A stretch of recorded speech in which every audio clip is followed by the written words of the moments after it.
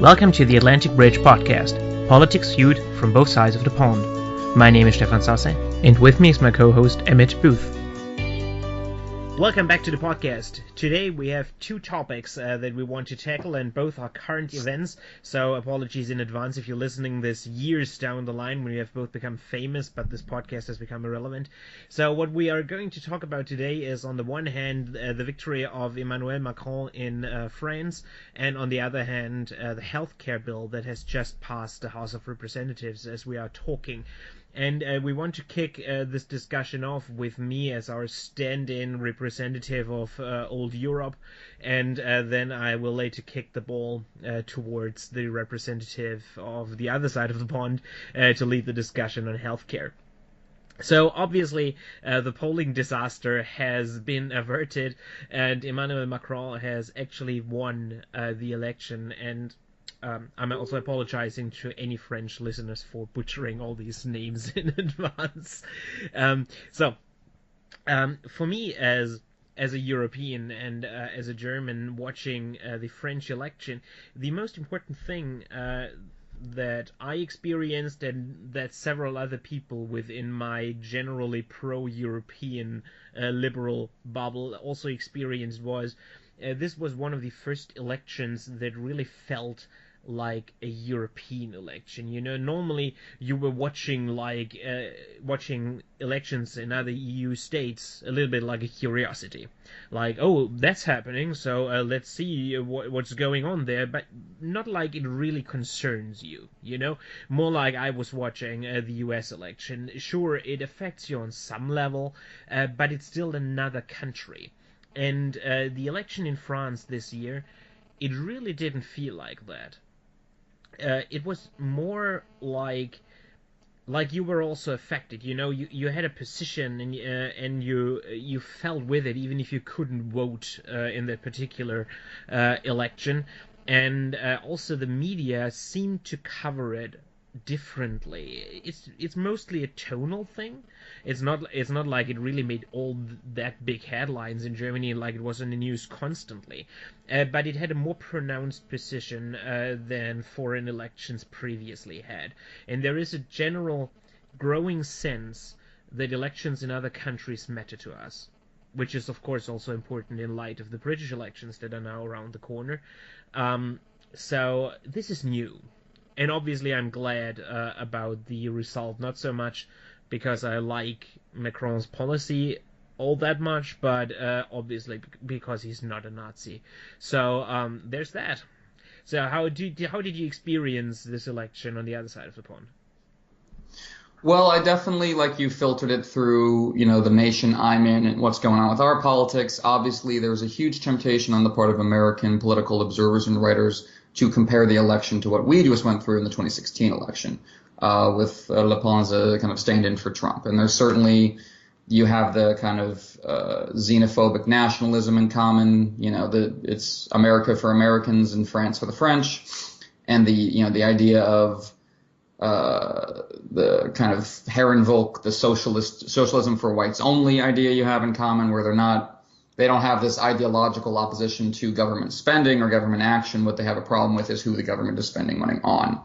So, there's the temptation to then investigate, okay, so why did the elections, if you buy that framework, why did these elections turn out so differently?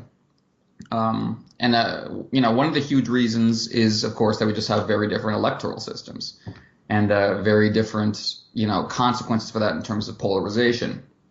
I mean, the reason the Republicans gathered strongly behind Trump after he won the nomination is because they had an incentive to. I mean, they gain nothing from helping the Democrats out. There's no, other than the country doing well, I guess, there's no incentive for them to do that. Whereas if you have a multi-party system, you have a genuine political advantage in kind of downplaying parts of your own base and trying to gain more control with the other party. And the politics have played out differently in the different countries, in France, United States, in large part because we have different electoral systems. But yeah, I agree. I'm not a huge fan of Macron. His economic reform packages have not done especially well for France. I hope he pulls back on austerity measures going forward. I hope he, pumps the gas a little bit on government spending. But overall, yeah, it's interesting to. I mean, it's definitely heartening because after Trump and Brexit, there was this strong perception of this kind of nationalist wave overtaking the Western world in the worst way possible. It's definitely heartening to watch that tide pull back a bit. I mean, there's a limit to how excited I can get about only 35% of French voters going for a candidate that noxious. Obviously, that's troubling in and of itself that she got that far. I hope that the French government pursues the policies of, trying to limit that part of the politics growing henceforth. And I think it'll be interesting to see what ways they have of doing that. Again, I think a lot of it will come from reducing austerity measures, which have been really painful for Europe just in general, of course. But yeah, I'm definitely happy about the results. There's definitely a strong leftist reaction to this. I've seen in which Macron is basically the good cop in this scenario, that he's not actually on your side, that what he's doing is, that he benefits, the center left benefits more maybe than they deserve because their opponents are so toxic and noxious. And there's definitely some truth to that. I think that's definitely a mistake that Hillary made, where she was like, Trump is so obviously unfit and terrible, all I have to do is point at that and I'll win. And, I get the idea behind that strategy. I understood it myself, but it didn't work out very well. So I think there's a danger of complacency that results, especially from an overwhelming electoral victory like this, to simply say, okay, clearly everything's working fine. We won hugely. But it's a definite problem that the right in so many Western countries is currently following this model. And I think the left and the center left have to, dwell upon not just how do we defeat them in the elections, but how do we, if we are in power, if we have government, what can we do, if anything, to halt their rise? And we're going to see that in France going forward. Yeah, I think the reaction of I don't want to say radical left, but the left, like what was Bernie Sanders in the U.S. elections and Mélenchon in France, is instructive because you see the same kind of dithering about endorsing the center-left candidate. You see the same thing that you just described. There's like, he's just as worse or nearly as worse, and this being pulled to the ostensibly more socialistic elements of the right-wingers, of the right-wing populism that also struck a chord when Trump got it. And the anti-free trade thing, which coincides pretty well with leftist globalism critiques, and all these things. And I think the heartening thing is that almost no voters of Mélenchon from the first round actually defected to Le Pen. They did mostly defect to not voting at all. I think 4 million people didn't vote from the first round or something like that, which is a really big number. And I guess for many of them, if you would have forced them to vote, like at gunpoint, more of them would have chosen Macron than Le Pen. But many opted not to vote. Like in a mirror image to what happened in the United States, where those people that didn't vote because they didn't like either choice would have broken more in direction of Clinton if you had forced them, which didn't happen. So we definitely see this play out again. But in France, as you said, the electoral system was just stacked against Le Pen in this case, which is also a heartening thing to see because no other country beside the US has this let's quote the president, archaic system in which you overrepresent wide rural areas and have all these arcane rules that somehow distort the ultimate outcome and set, in this case, damaging incentives. And so the conservatives in France did back Macron, which led about half of the voters to vote for him. Actually, mostly of the others abstained, and a substantial minority went to Le Pen. But what this shows is that if the Conservatives do not support a radical right candidate, the radical right doesn't stand a chance. They do need the support of the Conservatives, which they had in the United States, which is once again an opportunity to shit on the Republicans, and which they didn't have in France, which they didn't have in the Netherlands, in which they will not have in Germany in fall. So this is the positive thing for Europe. And also, this is now the sixth European election in which they consistently underperformed their polls.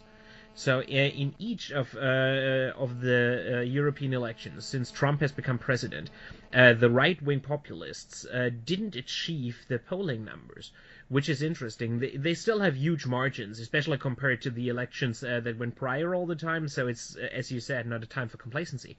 But still, it is really possible, let's say it that way, that we are seeing the height of the right populism wave, and that it is receding. This is by no means guaranteed, and I don't even have a hunch that this is happening, but the pure fact that this is a real possibility is much more heartening than the outlook was after Brexit and Trump's victory. Yeah, I think that's true. I think we're gonna, if the right-wing populist tide recedes, I think it's going to be a product of a bunch of different factors, none of which are determinative on their own, but could add up to something pretty a huge obstacle for that movement. One is, like you say, that they definitely need institutional conservatives, movement conservatives, ideological conservatives on their side, including institutional ones that are, inside the system, including media gatekeepers, including political leaders of all stripes. And yeah, there are huge, not only structural, but cultural and social incentives in the United States for that process to happen that are not necessarily true in other countries. And there's also another obstacle, obstacle that could contribute here is that that's just a tough line to walk, because so much of the right-wing populism is about saying that conservative leaders have betrayed you, that they're not working for you, that they're in bed with the globalists who run the left party. They're not really on your side. So it's hard to build your political movement around they betrayed you while also getting them on your side. They pulled it off in the United States because the Republican Party has an incentive, because the Republican Party wanted a president who would sign Paul Ryan's spending bills, and they're pretty much willing to do anything to make that happen, especially Paul Ryan. We're already seeing Trump lose some support over his willingness to side with Paul Ryan on stuff like that. Again, I don't think that will cause mass defections from that movement, but it will cause some, and again, a bunch of little factors could overall hurt the movement. Another factor that could peel off some, I don't think it'll peel off many, but if,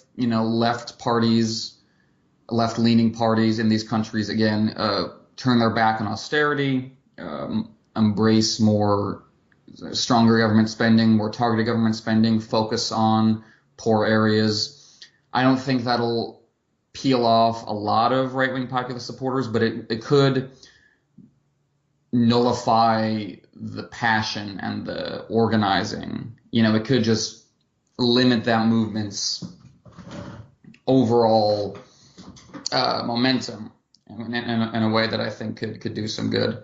So yeah, I think we're seeing the gradual emergence of some tools to fight this particular tide, both on the left and the center and the right. I think you see a lot of different tools emerging to do that. But yeah, I think the onus now is on how the new French government and how new other European governments respond, and how they deal with this being the face of the European right. And I think both the center left and the actual left have both good ideas to contribute to that conversation. I hope they know when and how to listen to each other on that count, though, because that's something I don't have a huge hope for on the American side of things, I have to admit.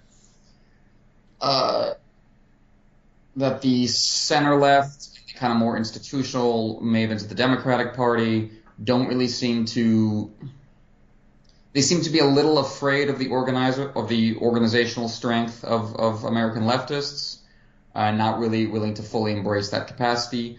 While the leftists, I think, plenty of valid complaints from the left about timidity among the Democrats or corruption, but the leftist seems to be conflating any and all moves by the Democrats to not embrace a socialist agenda as inherently corrupt, rather than reflecting an honest difference of opinion or a strategic move, which in many cases it is. So I think, one thing that gives me hope generally for the future is I think there's much more common ground and much more ability to work together with the center left and the left than there is with the center right and the right, if that makes sense. I think ultimately the right-wing coalition in the long term is much more unstable in all the countries we're talking about. And I think there's much more room to work together on the left, but it has to actually happen.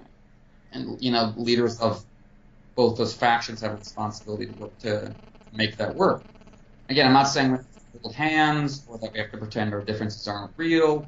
I'm not even saying that there are definitely forces within the institutional Democratic Party that need to be drummed out or diminished in influence. But, that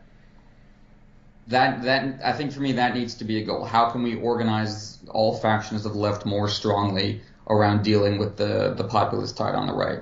Because like you say, some people stayed home rather than vote for Macron. And I get not wanting to vote for someone who you don't feel represents your interests or you don't feel represents them enough effectively.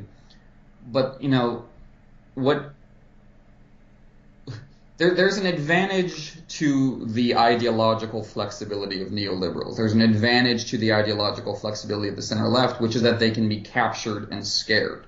You can make Democrats work for you, even if they're to your right. You can pull them in your direction and make them push policy in a direction you prefer. And I think for me, that was always the model with Hillary. Get as far left to the possible Hillary Clinton as you can, which is a fairly far to the left. So I hope that's the model with how we go forward. That the left pulls the center towards it, and that the center proves more amenable to that. But we'll see. Again, we'll take the European governments as case studies on that and see if the Americans can learn anything from it. We have at least seen one right-wing movement collapse already, which is UKIP in Great Britain.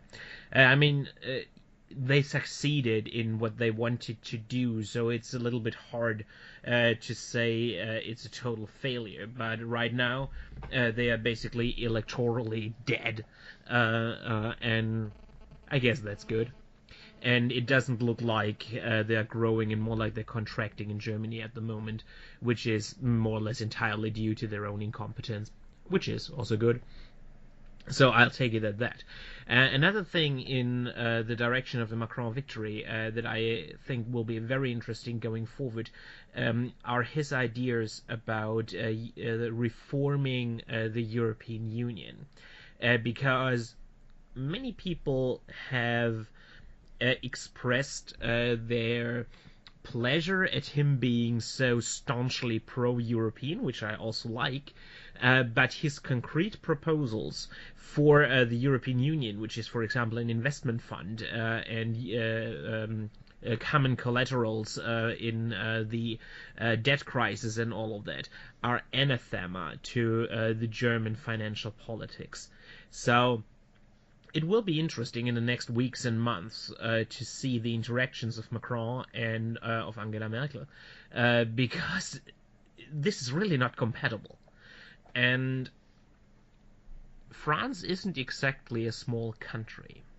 So they have a little bit more heft going into this. I'm still pessimistic about his chances to actually push forward these policies, but I do not know enough about the domestic politics in France at the moment, whether or not he has the wiggling room to actually commit enough political capital into major foreign policy negotiations to actually pull this off, but this could change the dynamics within the European Union, and the Macron victory comes at a crossroads because of Brexit.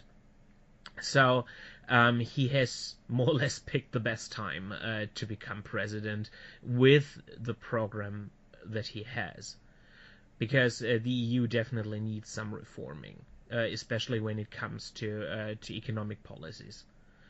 It's just unsustainable to keep this Germany-imposed austerity system going all the time, because it hurts too much other countries and breeds too much resentment. Absolutely. I mean, austerity seemed to me to be the real, there's two sometimes intertwined forces hurting the EU. One is this, toxic nationalism, but the other definitely is austerity. And that, as you say, that breeds a lot of resentment. It breeds division between Northern and Southern Europe, which always seemed to me to be a really potentially dangerous fault line for the EU. And especially, both North versus South and Germany versus everybody seems like very dangerous fault lines for the EU to get into. So yeah, that's, like I said, that's my definitely biggest hope for the new French government, is they push back against austerity measures. Because, I mean, the same thing happened in the UK. It breeds resentment against the entire project. If the left or center left gets on board with it in any way, it destroys their credibility. And it's just bad on the merits itself. It hurts too many people. It hurts vulnerable people. It hurts vulnerable countries. There's really there's not a justification for it, especially continuing austerity measures. Like if you're in the midst of a fiscal or debt-related crisis, you got to do what you got to do to pull yourself out of that hole. But once that's done, keeping it as long-term policy just is both politically and morally lethal. So agreed. I hope they move away from that. But yeah, that's interesting. I hadn't considered the potential relationship going forward between France and Germany regarding this. Are you optimistic in that regard? Do you think they'll be able to come to stronger terms, or do you think that's going to be a huge problem for the new French government? I think that's going to be a huge problem because at least until there's a change in the finance ministry in Germany, which is of course possible regarding the elections in fall, but not terribly likely. The Conservatives are very likely to keep this. Let's just assume, for the sake of the argument, that there was a change, and Wolfgang Schäuble, who is our current finance minister and a pretty hard ass on austerity measures, he gets replaced either by a conservative with a little bit more wiggling room, or, God's be good, by a social democrat or something. In this case, there might actually be room for maneuver. Not much, because in Germany, apart from the far left, all parties are committed in one way or another and in one degree or another to fiscal austerity measures. So even if the Social Democrats would really win the elections, which again is not terribly likely, they wouldn't go trip over themselves to meet Macron halfway. It would still be an uphill battle. But if he could find allies and forge, for example, a southern alliance within Europe with Spain and Portugal and maybe even Greece, Italy is also a natural candidate for it, he might actually force at least some concessions from Germany. The extremely strong position that Germany has within the European Union, because of its giant economy compared to pretty much any other member of the European Union, will guarantee that it has the strongest cards, but it cannot hold against a committed alliance. The question is, how do you get such an alliance? And here again, my lack of knowledge about the interplay between all these countries really prevents me from getting too substantial. So I'm slightly pessimistic, but I sure hope that the French will be able to pull off at least something. Yeah, agreed. Like I was saying earlier, from what I know, and again, it's limited to, the Southern European countries seem like natural allies in that regard, given their fiscal situation and how they've been punished by austerity measures. But yeah, I don't know enough about the general relationships between those governments and specifically with the new French government. I hope though that they see that as a high priority and are willing to expend some political capital on it. I don't know how that will play in French domestic politics, if that, seeking to forge an alliance with Spain, Italy, and Greece would be a popular thing or not. or if that, and I wonder if that will give ammunition to the populist right. But we shall see. I agree. I hope that's the direction they take. But yeah, that's really difficult. I mean, you have such a full breadth of German politics still committed to austerity measures, and I get the interest from that from a German perspective. But if they're fighting for the EU above all at this point, that has to be a bullet they bite. So I hope they do to some extent. I mean, I think one area where France may be able to make some hay for compromises is the refugee policies, because right now Germany has had little success in convincing its European neighbors to share the burden of all the refugees, and maybe Macron is in a position where he can offer a quid pro quo, like support in Europe for a larger settlement of dispersing the refugees in a more equal manner if the Germans loosen up their fiscal policy. That might be possible, but it seems pretty theoretical at this point. Something that you can draw up at the green table but not actually do. I'm not sure. But this might be an area where both sides have to move and both sides have to make significant concessions. So it might be possible.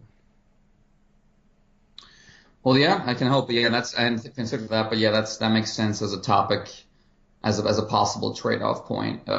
Because yeah, I mean, if you're thinking about how to bring Germany to the table on this measure, you have to think about what Germany needs and what Merkel needs politically, and that makes sense as a possible bargaining chip. So yeah, maybe let's keep our eye on the news and see if there's any possible push in that direction. That seems like a possible source of hope. Alrighty, any further comments on the French election? I think I'm tapped. All right. Shall we move on to the debacle on my side of the pond then? Yeah, I mean, while we're talking about compromise and concessions, healthcare naturally comes to mind. Yeah, it's so the House of Representatives has passed the American Health Care Act, a delightfully Orwellian contradictory name in its bearings, and it's moving on to the Senate. We'll see what the Senate does with it, but this is a moment that's been coming politically in the United States for a long time, when the Republicans were finally forced to put up something healthcare-wise instead of simply demonizing what the Democrats were up to. And I'm not surprised to see it take this form, although I am curious on what they think is going to be the political fallout. Paul Ryan especially has been, at the kind of leading the charge on this in terms of generally pulling back not just on government spending on healthcare, but, and this is where the discussion has really been, government guarantees and protections and incentives on healthcare in terms of people with pre-existing conditions, people who naturally need more healthcare money spent on them, on women's protection under healthcare plans. A lot of what this plan is about is requiring insurers to do less. And of course, a lot of what the Affordable Care Act is about was requiring insurers to do more. So I think that's the basic central dynamic in what you're talking about in this debate, is in terms of how many people will get kicked off their coverage or receive less coverage or receive more expensive coverage, is that the Republicans are setting out to remove as much burden on the private insurance company as possible. And it's pretty reprehensible. I mean, you can talk about the logistics of it, but morally speaking, this is a reflection of the Republican belief articulated in these terms by former Representative Joe Walsh that they don't want to pay for other people's health care. That's basically the principal thrust from the Republican Party at this point, that they believe that they and their donors should not have to put forward money to guarantee healthcare services for people who aren't them. And I'm fascinated by what they're going to do politically in this regard, because there's such a small constituency for that concept. I've been arguing for a long time that the ideological anti-government feeling, actual libertarianism, anti-state spending, has a very, very tiny constituency in most countries, including in this one. Paul Ryan is one of the few people who actually believes in it. And I'm curious to think how they think this is going to work in 2018 when they're kicking so many people, including people who voted for Trump, off their health care, and then it's so clear and evident that it's what they're doing. I mean, the political advantage goes to the Democrats there for the same reason political advantage went to the Republicans regarding the Affordable Care Act, because you have something you can run against and point out its flaws. I think the Democrats have an easier time on this if they take the advantage now to embrace something resembling single-payer or Medicare for all. Again, there's a limit to, I think, how many Trump supporters you can win over with that policy. But I think you can energize your base. You can set up the divisions very starkly. You put the Republicans on the defensive. I hope the Democrats push in that direction, because this bill is not only morally toxic, it's politically toxic. I mean, stripping broad-based benefits from people, especially healthcare, especially a benefit they already have, is extremely politically toxic. This is something that came up in the Affordable Care Act debate. I mean, it's a political truism, but it's something that was highlighted by the Affordable Care Act debate, which is that it's much easier to get people agitated about losing something they have than about gaining something theoretical. All these scare tactics around the Affordable Care Act were built around it's going to endanger your health care, it's going to endanger elders' health care, it's going to endanger Medicare, it's going to endanger the existing system as it is. And the existing system as it was terrible, but there were still people drawing benefits from it, and that was the advantage the Republicans had, is they could, the change is inherently scary and inherently transformative and inherently messy, so they basically played on the politics of that.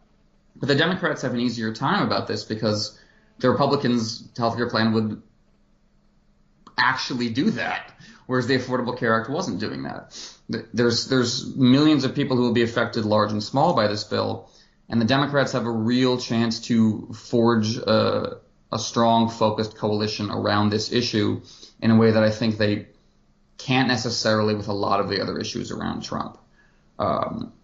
There's nothing surprising about this bill. There's nothing surprising about what's in it. There's nothing surprising about how it's passed. There's nothing surprising about who's supporting it and who's not against it. Again, this has been coming ever since the Affordable Care Act was being debated. This was clearly coming. Next time the Republicans have organized control of government, they're going to try to do something about healthcare. Again, we'll see what the Senate does with it. The Senate has very different incentives than the House. They run in different elections. They're not moderate by any standards, but they tend to be less insulated from anger on these issues than Republicans in the House. But the Democrats, I think, again, this is, and then I'll turn it over to you. This is a classic example of what I was just talking about, where the institutional left and the radical left have to find ways to work together because they really need each other on these issues. The institutional left needs the energy and organizing focus of the radical left. The radical left needs the institutional left's actual access to power and providing a slate of candidates. This is an area where there's a lot of room for overlap. There's a lot of room for working together, intra-left working together. So this is definitely a test, a moral and political test for the left, and we really need to pass it because the Republicans aren't going to make themselves vulnerable. Looking on the slate of issues that we're going to be dealing with elsewhere in Trump's first term, the Republicans are not going to make themselves this vulnerable again. This is the issue that needs to be run on in 2018, and the Democrats need to. I supported the Affordable Care Act. I think it was overall great piece of legislation, but I think the Democrats, I think the strongest criticism of the Affordable Care Act was that it was hard to sell politically because it was very complex. I'm not saying that complexity is logistically necessarily a bad thing, but politically it's harder to sell. So I think the Democrats need to seize on a simple, focused message in terms of what they don't like about this bill and what they're going to replace it with and run on that in 2018.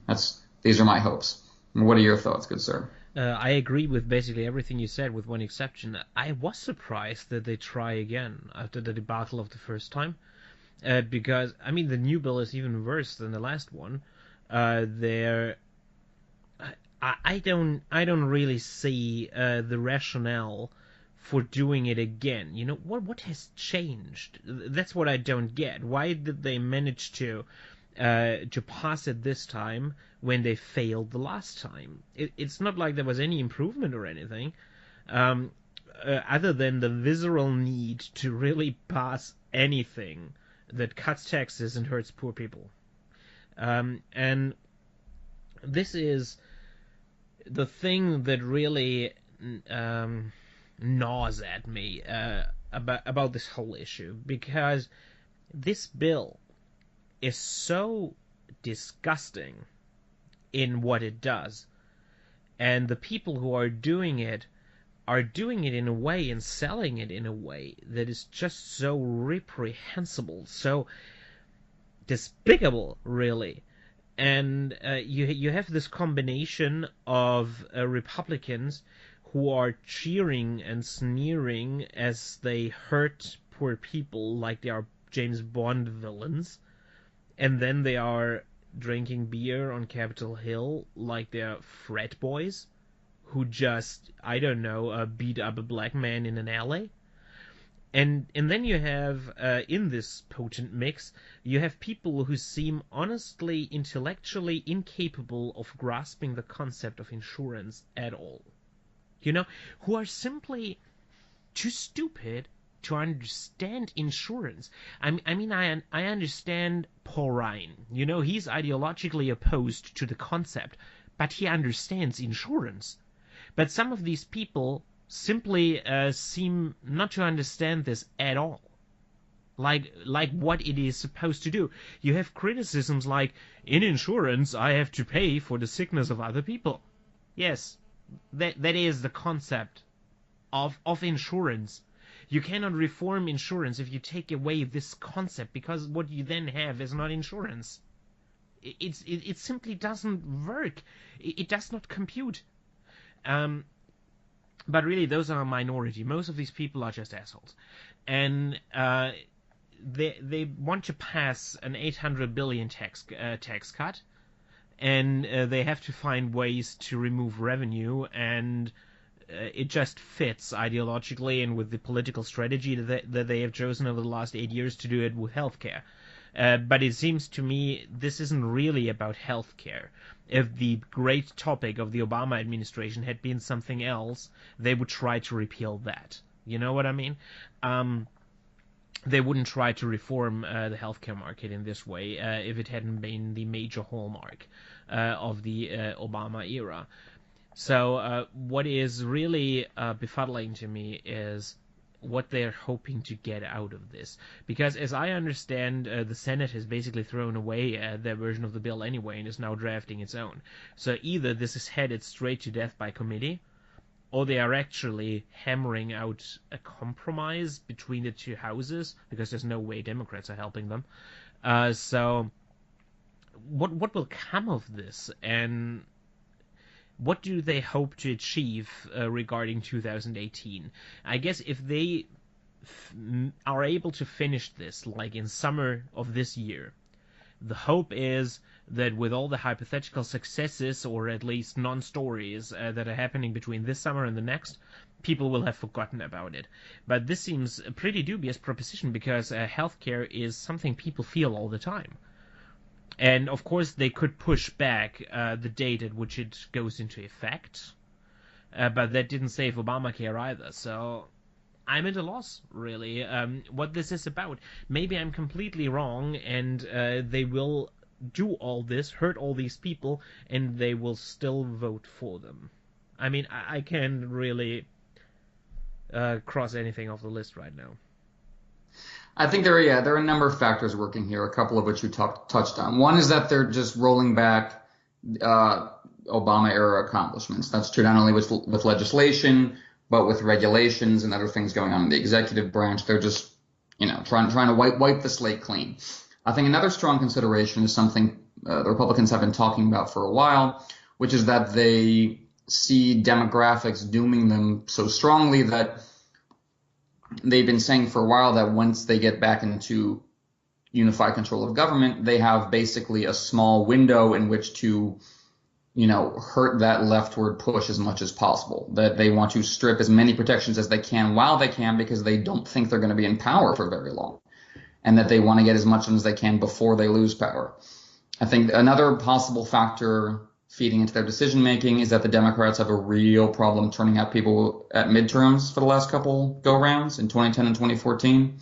So they may be hoping that happens again. I mean, that's different because we're under a Republican president now, and generally midterms sway towards the opposing party. But, the Democratic voter base, generally speaking, does not turn out in midterms. So maybe they're counting on that to save them. I think also both are, like you say, both Republicans in Congress and Trump just wanted to pass something because maybe they calculated that coming out of this looking like absolute losers would be worse for them politically than even passing this bill. I don't think that's the case, but they may think that way. Trump certainly, I imagine, probably does think that way, that he needs to get something on the resume or he looks like a loser. But it's a complete betrayal of his base, and I don't know if I don't know how that plays out, if that peels off enough people from his coalition, or if it just depresses them into not voting. Again, that could go any number of ways. We'll see. But I think it's a mix of things. I think you have a handful of actual libertarian-leaning ideologues who simply don't want spending in this regard, like Paul Ryan. I think you have a bunch of people, like you say, who are just kind of befuddled by the concept of insurance and read it only as my money going to undeserving people. I think there are people who aren't even being driven by malice, but are just so in their bubble that they're just working on behalf of their donors and aren't even really interacting at a basic or mental level with the people they're hurting. And then, yeah, I mean, it's interesting to watch the Republicans who know they're vulnerable interact with this bill, because they can't turn their back entirely on their party and they can't turn their back on Trump's base, but they also can't, voting for a bill that's going to hurt so many people is politically toxic. I agree, and the other part of their strategy may well be, as you say, let's get this passed now, by the summer 2017, and hope by the fall of 2018 we've moved on to other things. I think that may be their strategy. If so, that's a bad strategy, because as you say, healthcare is always a central topic in American politics, and we can hope the Democrats aren't going to let them forget it. As you say, the Democrats look like they're withholding cooperation from this, which is politically smart. You don't want your fingerprints anywhere near this bill if you want to be able to run against it in 2018. But yeah, I think there's a number of factors working towards the Republicans passing this bill, none of which may be determinative on their own, but each one applies to a few members of the party, so that gradually adds up to a majority. But I think, yeah, there's not many of them that are actually in the Paul Ryan position. He just happens to be the leader, so he drives that agenda forward nicely. But yeah, this definitely exposes the overall political aim of the Republican Party, which is to strip benefits from people, and strip benefits especially from poor people. I mean, and definitely there are some of them like Paul Ryan who believes that's somehow good for poor people, that this will empower them to, embrace personal responsibility. Like that's also definitely a widespread thing on the right. And along with the inability to understand insurance, there's a basic failure to grasp what they're talking about there, because you can only be empowered to take risks. You can only be empowered to be an entrepreneur and come up with inventions if you have healthcare, if you have a guaranteed healthcare. You need that. You need a basic social safety net there for you before you can even take a risk. Because if it's not there, then you can't spend your time in the garage inventing the next big thing. You have to spend all your time working just to get enough money to afford health insurance. I mean, I get a lot of writing done. I would probably get a lot more writing done if I didn't have to spend a lot of time making money to afford basic needs like that. So, I mean, this is something Obama touched on strongly, that social guarantees like that don't weaken us. They strengthen us. They allow us to take next steps and to take big risks. And that's something the Republican Party doesn't seem to understand, that when Mitt Romney was out there in the 2012 campaign saying, take risks, borrow money from your parents. Like, well, what if they don't have the money? What if this entire setup doesn't work because you have people working all their lives just to make those ends meet? You're not going to get the kind of risk and innovation and entrepreneurship that are essential to making capitalism work at all. Which makes you realize that talk coming from the right is mostly garbage, and they don't actually believe it. That what they want is they present this image, their idealized image of capitalism as this constantly changing thing where the people on top are constantly going up and down and it's constantly being changed by merit. That's their image. But that's not what their policies actually produce. What their policies is the people who are currently at the top, people currently in the treehouse, they're going to pull up the rope ladder behind them so no one else can get up. That's their actual policies. It's not just that the rich get richer, it's that the same people stay the rich. That there's no class fluidity in their policies at all. There's no way to move up under a Republican economic policy regime because you're working your entire life just to have basic health care, just to keep your kids fed, let alone, trying out new ideas or doing better than you did. And this bill makes that so clear that, I don't know, my one silver lining for a unified Republican government is now the onus is on them, and it has to be exposed that their ideas don't match their rhetoric at all. I hope that this bill does that. I hope that this bill makes that clear to people, but a lot of it depends on how the Democrats seize on it. Yeah. I take 2 points with this. The first is, I think these people really believe in this, that capitalism is this great equalizer. And one thing that I have experienced with the very small set of people of means that I know is that they are all convinced that they got into their position only because of their own merits. There is no inherited element to their success. This is something that they strongly believe.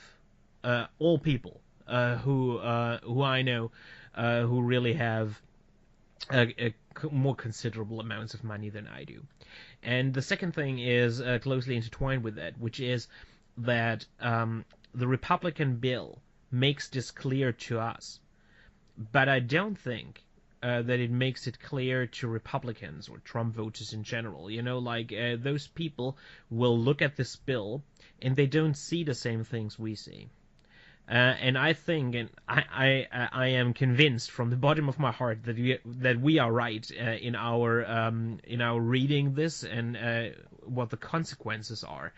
But there are many people believing in this version of personal responsibility, quote unquote, and merit-based moving and making money and what have you story of the market. And the left has been historically bad, trying to put together government benefits and economic opportunity and freedom. We usually wrap it in terms of social equality and social justice and all that kind of stuff.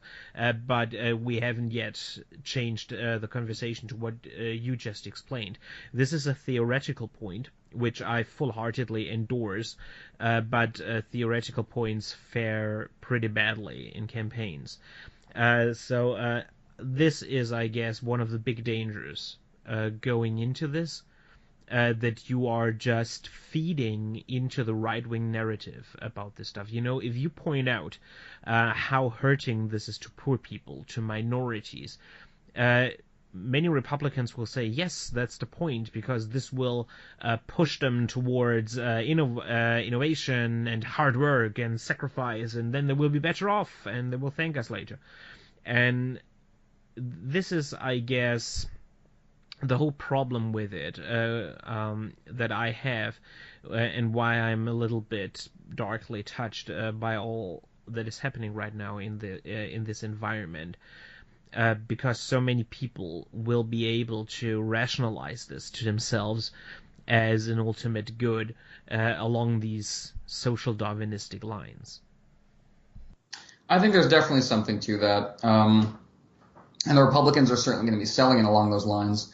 But yeah, I mean, it's frustrating because I do support markets in goods and even in labor. I think there needs to be much stronger protections, but I do support markets as the functional resource allocation system in both labor and goods. But you need those guarantees to make those markets work. Like, it's not just like the markets are there, then you apply the guarantees just because. Like, the markets require them. Like, if you actually talk to small business owners, they're like, yeah, we need strong regulations. We need a guaranteed role by the state played in making sure industry works. Otherwise, we have nothing. And I wish the Democrats could make a more forceful and direct case on that regard, because it exposes the lie that the Republicans are not market capitalists, first and foremost. They are oligarchs, first and foremost. They support the class that already has the money. They're not interested in liquid capital moving around the system. They're interested in consolidation, first and foremost. And the Democrats very rarely make that case directly, maybe because, I don't know, if we could talk about that all night, there's definitely a bunch of reasons why that's the case. But yeah, I share your pessimism to a certain extent. I like to think that direct pocketbook issues can move even Trump voters, maybe not to vote Democrat, but not to show up in 2018 for the Republicans, or not to show up in 2020 for Trump himself.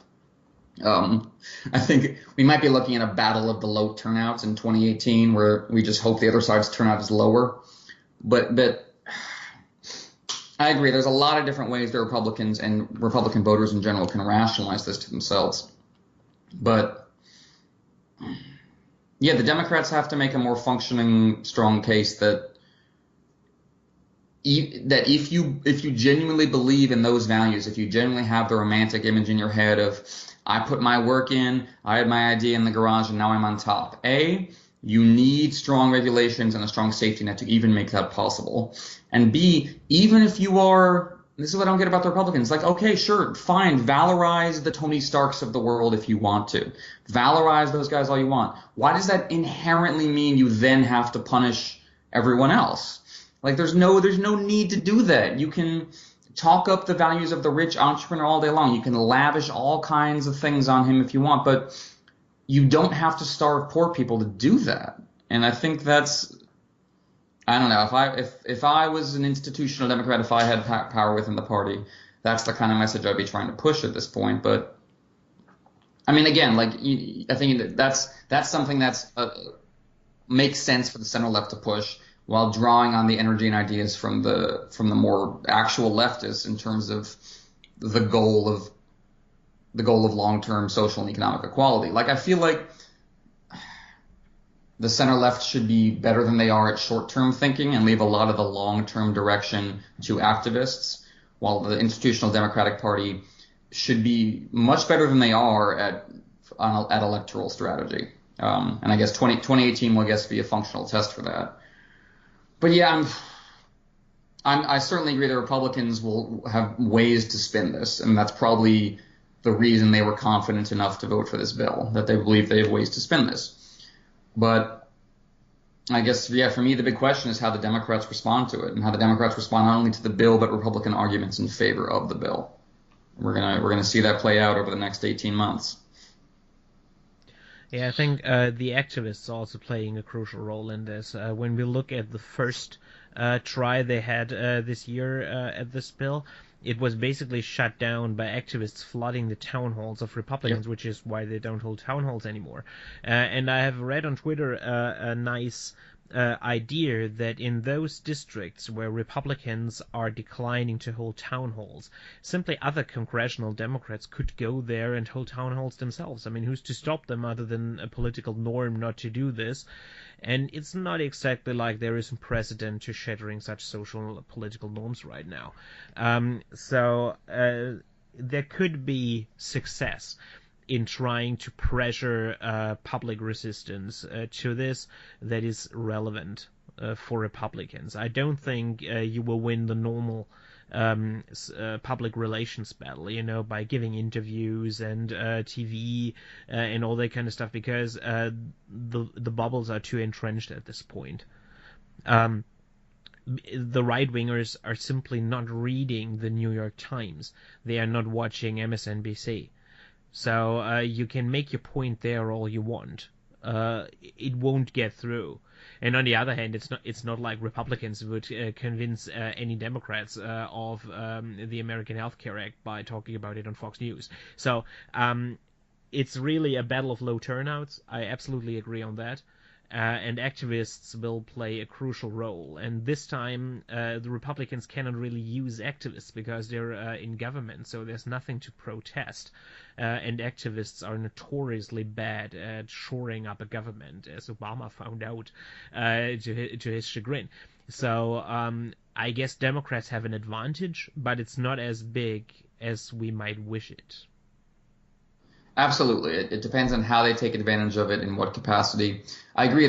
Like I was saying earlier, there's not a strong constituency for what the Republicans are doing here. They can't rely on a groundswell of support from their base, especially from the more populist leaning Trump base, which, I think could be persuaded to embrace this bill as hurting the undeserving, but it clearly hurts them too. And I think Trump himself is going to have difficulty answering for that.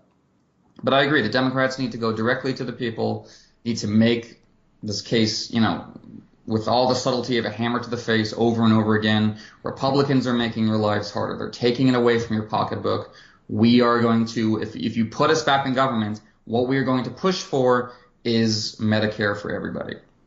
Which for me, I think Medicare for all is a much better slogan than single payer.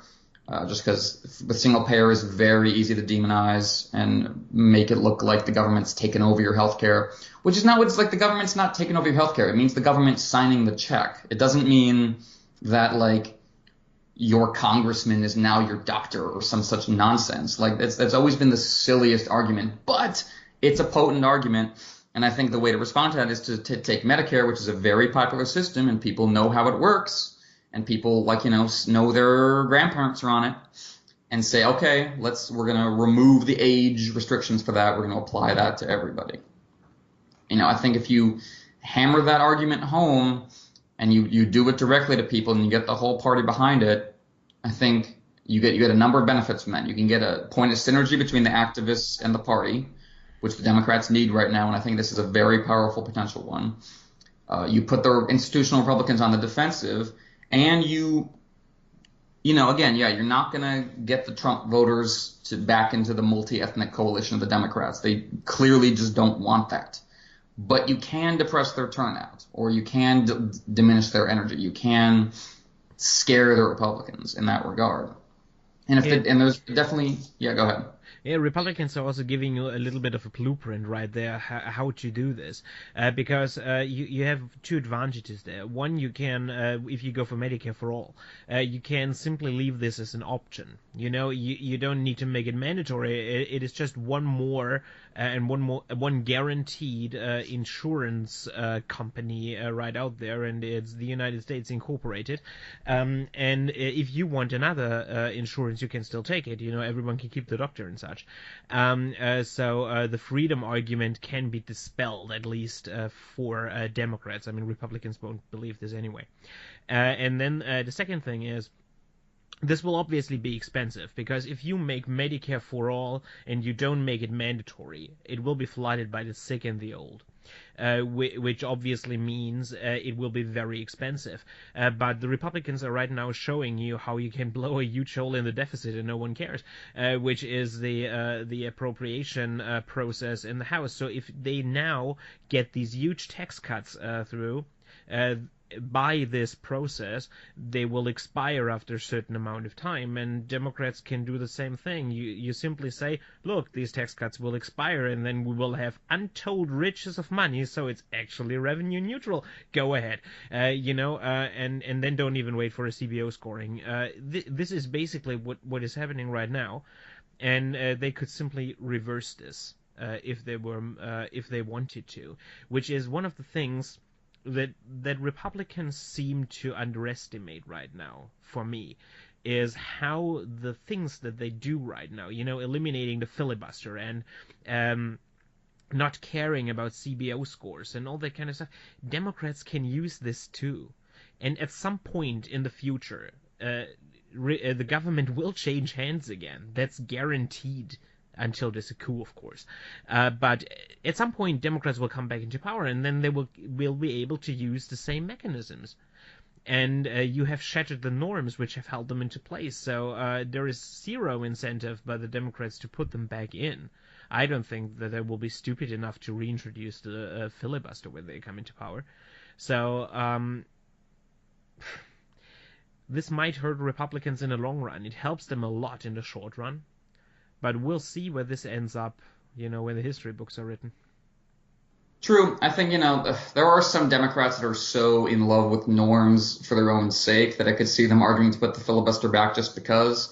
But yeah, I agree. I think, long term the Republicans are hurting their incentives. But like I said, a lot of Republicans have a kind of millennial apocalyptic look at the politics of the next couple of decades, where they think the party in its current form can't survive. So we need to this is our last shot. We got to turn the clock back as far as we can while we got this, and then, see where the party goes from there. It's a pretty nihilistic approach, but I think nihilism sums up a lot of Republican politics at this point. And yeah, I mean, I certainly hope it hurts them. I certainly hope it hurts their coalition. I certainly hope it makes it hard to keep their voters together. But yeah, I mean, for me, the concluding point for me, I guess, especially in terms of what the Democrats want to do, is, yeah, like you say, get rid of deficits. Deficits are mostly a fake problem, so stop harping on them, especially, like you say, if you've revenue down the line. But even more importantly, for me, when I was a kid, one of the animating ideas that got me interested in politics, that got me interested in left-leaning politics, was the idea of, it's not just freedom to things, it's freedom from things. That FDR's concept, obviously he didn't invent it, but the popularization of FDR's four freedoms, including freedom from want, was a really powerful idea. And it was a really powerful idea for me personally. And that's something I wish the Democrats could sell, that when you are sitting in your house worrying that you're not going to be able to pay the rent, worrying that you can't keep up with healthcare, worrying that your kids aren't going to have healthcare, you are not free. That worry you are experiencing is anti-freedom. And if you can get rid of that worry, that's a freedom. That's also what liberty looks like, is the ability to live your life without worrying if you're going to go into medical bankruptcy. Medical bankruptcy, I think, is a moral obscenity and something that no human being should have to deal with. And the Republicans shouldn't have this monopoly on ideas of freedom and liberty. That poverty is anti-freedom. Poverty is a trap. Poverty is something that restricts your liberty and ability to live your life the way you want.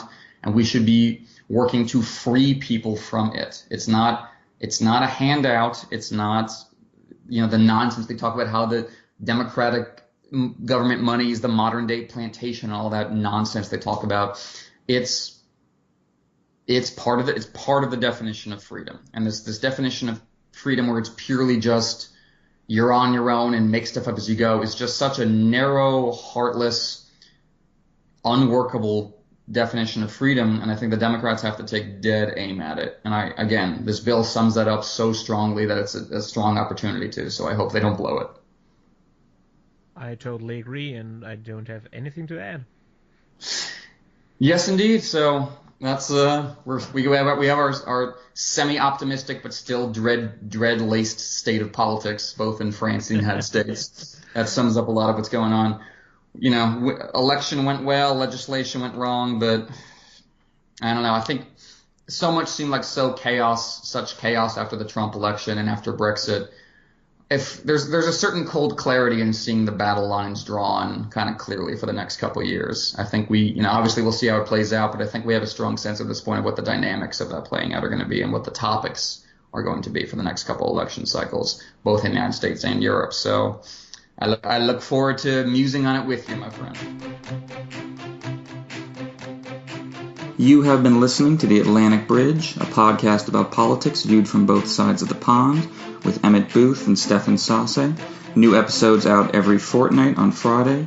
You can find us on Tumblr and YouTube and on our own personal sites at poorquentin.tumblr.com and deliberationdaily.de. Thanks for listening.